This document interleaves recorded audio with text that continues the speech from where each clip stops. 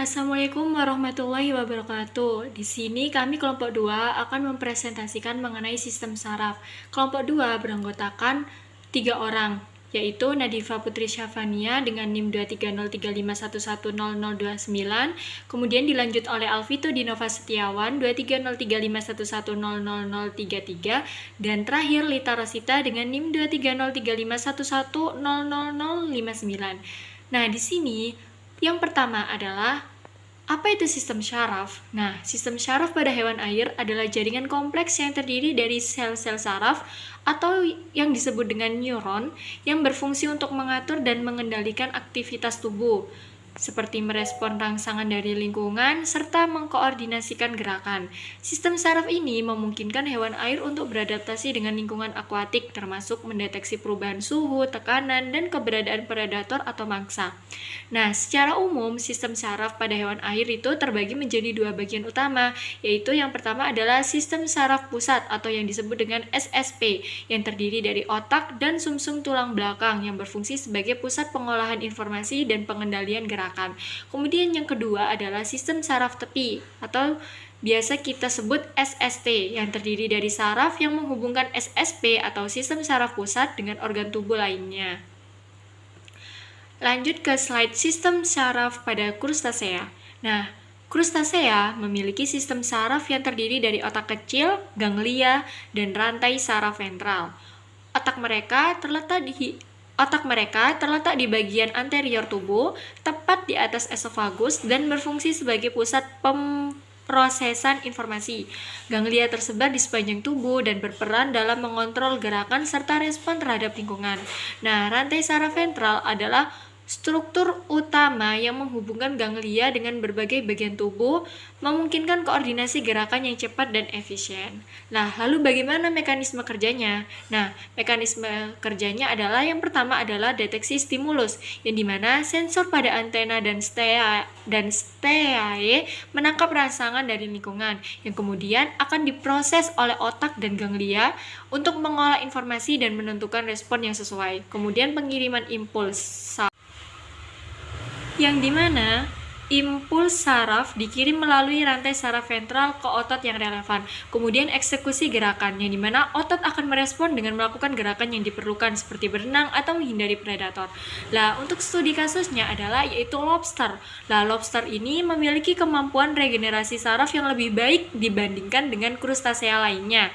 Jika mereka kehilangan anggota tubuh seperti kaki atau antena, sistem saraf mereka dapat beradaptasi dan mengontrol pertumbuhan kembali bagian yang hilang. Proses ini melibatkan aktivasi sel-sel khusus yang membantu memperbaiki jaringan saraf yang rusak, sehingga kemampuan ini memberi lobster keunggulan dalam bertahan hidup di lingkungan yang penuh tantangan. Untuk slide selanjutnya akan dijelaskan oleh rekan-rekan saya. Untuk slide selanjutnya yaitu sistem saraf pada ikan. Yang satu, ciri fisik organ saraf. Sistem saraf ikan terdiri dari 5 bagian utama. Telencephalon mengolah informasi sensorik dan perilaku. Diencephalon mengatur hormon dan keseimbangan tubuh. Terus mesencephalon memproses penglihatan. Metencephalon mengontrol keseimbangan dan koordinasi gerak. Mielencephalon terhubung ke medula oblongata dan sumsum tulang belakang. Yang kedua yaitu mekanisme kerja. Rangsangan dari lingkungan dideteksi oleh organ sensorik, diproses di otak, lalu impuls dikirim ke otot melalui sumsum tulang belakang untuk menghasilkan gerakan. Selanjutnya yaitu studi kasus sistem saraf pada ikan hiu. Ikan hiu memiliki ampulla Lorenzini, organ sensorik khusus yang memungkinkan mereka mendeteksi medan listrik yang dihasilkan oleh makhluk lain di dalam air. Struktur ini terdiri dari kanal berisi gel yang sensitif terhadap perubahan listrik. Dengan kemampuan ini, hiu dapat menemukan mangsa bahkan dalam kondisi air yang gelap atau keruh, dan mendeteksi detak jantung. Gerakan otot mangsa memberikan keunggulan dalam berburu, serta menavigasi menggunakan medan magnet bumi, membantu mereka dalam migrasi jarak jauh. Selanjutnya yaitu sistem saraf moluska.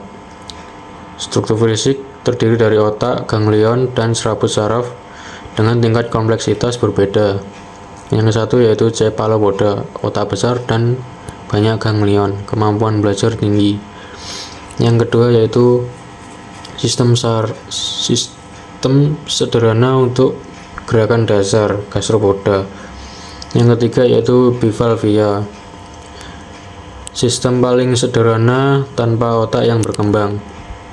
Untuk mekanisme kerja, rangsangan ditangkap oleh serabut saraf, diproses oleh ganglion atau otak, lalu impuls dikirim ke otot untuk merespon, seperti menghindari atau menangkap mangsa.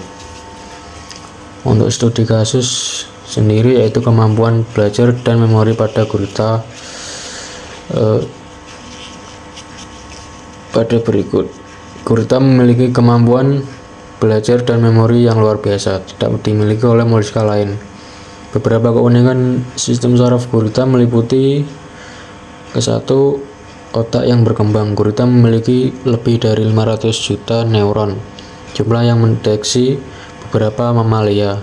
Yang kedua yaitu kemampuan belajar melalui observasi.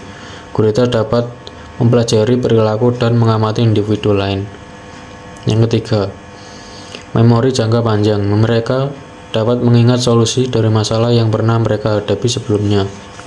Yang keempat, kemampuan berkamuflase. Sistem saraf mereka memungkinkan perubahan warna kulit secara instan untuk beradaptasi dengan lingkungan. Untuk slide selanjutnya akan dilanjutkan oleh teman saya. Selanjutnya yaitu mengenai perbandingan sistem saraf.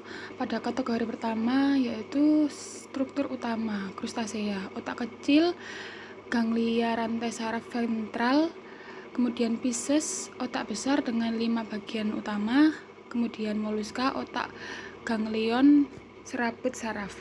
Kedua yaitu fungsi. Dari krustasea sendiri mengontrol gerakan dan respon terhadap lingkungan. Pisces mengatur keseimbangan gerakan dan deteksi lingkungan. Moluska mengontrol gerakan, penglihatan, dan sensori. Kemudian yang ketiga yaitu faktor pendukung.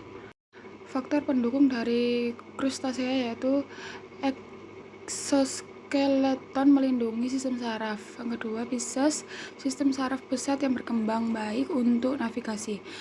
Moluska, struktur saraf kompleks pada cephalopoda. Yang keempat yaitu faktor penghambat. Dari krustasea sendiri, keterbatasan regenerasi saraf.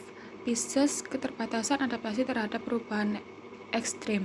Moluska, sistem saraf lebih sederhana pada gastropoda.